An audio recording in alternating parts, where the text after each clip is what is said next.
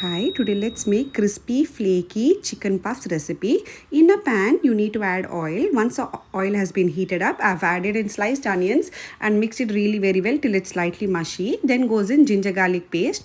Once the ginger garlic paste raw smell goes, I've added in cleaned and washed boneless chicken. Just give it a toss, and once the boneless chicken color turns slightly white, add in basic spices like salt, turmeric powder, Kashmiri chili powder, any kind of chicken masala powder which you get it in the shop which you have.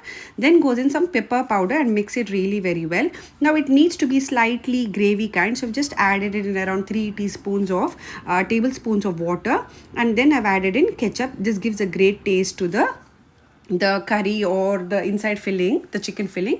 Finally, check for the salt, add in some fresh coriander leaves, and keep this mixture aside. Once the mixture cools down, let's start making a pastry. Now these pastry sheets or flaky sheets are easily available in any kind of supermarket. Now add in the chicken filling, and then don't add too much like what I've done by mistake it happened. So add a little bit of it, and then you need to take the other side of the sheet or the pastry sheets and flip it over, like however you're closing your envelopes, same way just flip it over and just try to stick on. It'll stick quickly. In case if you have issues with sticking, just take corn flour paste and you can stick it. Now just take your fork and just make this impressions on it.